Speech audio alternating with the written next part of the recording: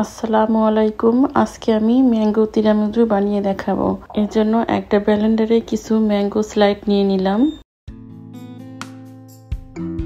এর সাথে অ্যাড করব 1/3 কাপ সুগার। এখন এটাকে আমি ব্লেন্ডারে করে নিব।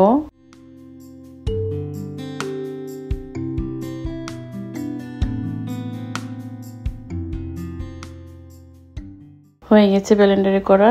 এখন এই ম্যাঙ্গো পাল্প থেকে আমি 3 টেবিল চামচ ম্যাঙ্গো তুলে নিব।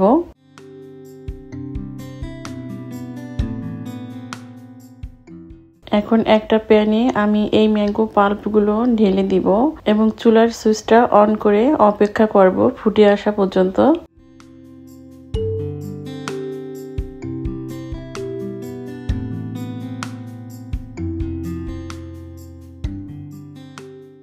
ম্যাঙ্গো পাল্পটা ফুটে উঠেছে। এখন আমি একটা বলে নিয়ে নিব 2 টিস্পুন কর্নফ্লাওয়ার। এই কর্নফ্লাওয়ারটাকে আমি একটু পানি দিয়ে গুলিয়ে নিয়েছি। এখন এই ম্যাঙ্গো পাল্পের ভিতরে কর্নফ্লাওয়ারটা ঢেলে দিব। ঢেলে দিয়ে আমি অনবরত নাড়তে থাকবো আর অপেক্ষা করব ফুটে আসা পর্যন্ত।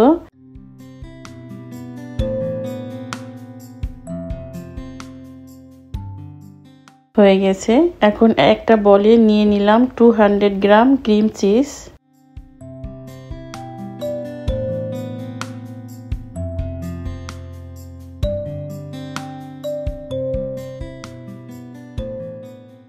এই চিজটাকে এখন আমি একটু বিট করে নিব।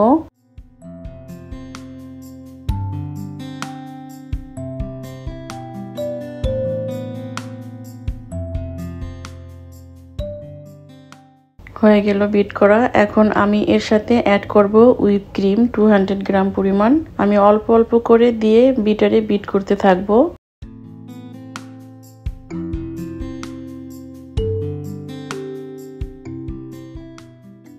একটা ঘন টেক্সচার হয়ে আসা পর্যন্ত অপেক্ষা করব।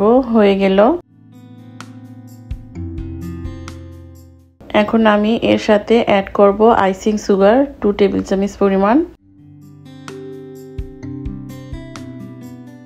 এই আইসিং সুগারটা আমি ভালোভাবে মিশিয়ে নিব।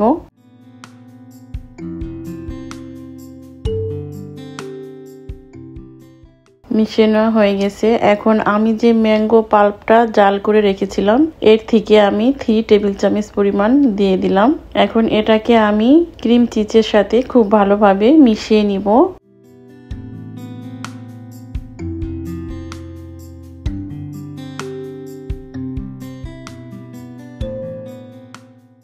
মিশিয়ে নেওয়া হয়ে গেলে এটাকে আমি রেস্টে রাখবো ফ্রিজে 30 মিনিটের জন্য। এখন আমি যে ম্যাঙ্গো পাল্প ব্লেন্ডারে করার পর উঠিয়ে রেখেছিলাম এর সাথে 2 টেবিল চামচ সুগার দিয়ে আর পানি দিয়ে আমি ভালো মতো মিশিয়ে নিয়েছি।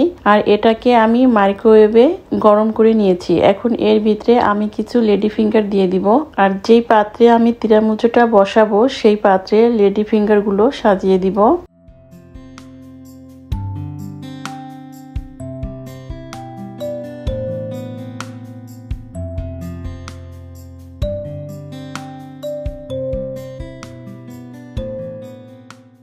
হয়ে গেল। এখন আমি উপরে ক্রিম দিয়ে দিব।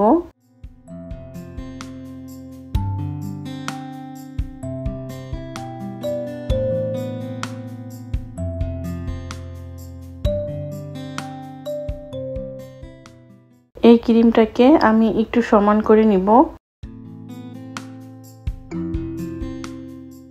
এখন আবার আমি লেডি ফিঙ্গার উপরে দিয়ে দিব।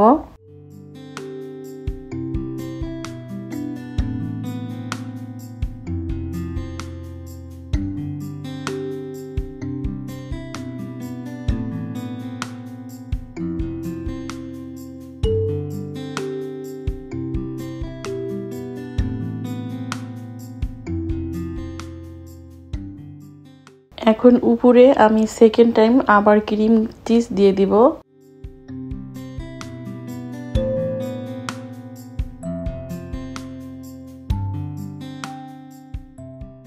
এই ক্রিম চিজটা দেওয়ার পর এটাকে আমি ভালোভাবে সমান করে নিব। আর সমান করে নেওয়া হয়ে গেলে এটাকে 30 মিনিটের জন্য আমি ফ্রিজে রেস্টে রাখবো। এখন এই ফাঁকে একটা বলে নিয়ে নিলাম 1 টেবিল চামচ জেলেটিন। এটাকে আমি 2 টেবিল চামচ পানি দিয়ে গুলিয়ে নিব। মিশিয়ে নেওয়া হয়ে গেলে এটাকে আমি মাইক্রোওয়েভে গরম করে নিব এবং ভালোভাবে মিশিয়ে নিব। এরপর আমি যে ম্যাঙ্গো পাল্প আগে জাল করে রেখেছিলাম এর থেকে 1 কাপ ম্যাঙ্গো পাল্প আমি দিয়ে দিলাম। এটাকে আমি জেলেটিনের সাথে খুব ভালোভাবে মিশিয়ে নিব। হয়ে গেছে মিশানো হয়ে গেলে এখন আমি যে তিরামিসুটা বানিয়ে রেখেছিলাম এই ম্যাঙ্গো পাল্পটা আমি তিরামিসুর উপরে দিয়ে দিব।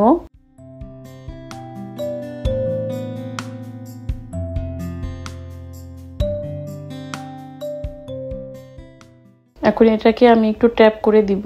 ট্যাপ করে দেওয়ার পর এটাকে আমি ফ্রিজে রেস্টে রাখবো 30 মিনিটের জন্য। ফিরে আসলাম 30 মিনিট পরে। এবার তিরামিসুটাকে মোল্ড আউট করে কেটে দেখাচ্ছি।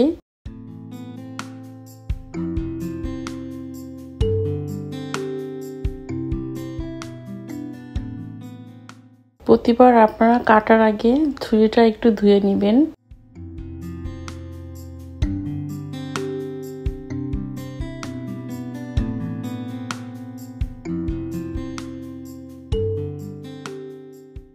এখানে আমি 9 পিস করব, আপনারা আপনাদের ইচ্ছে মতো সাইজ দিতে পারেন। হয়ে গেল আমার ম্যাঙ্গো তিরামিসু।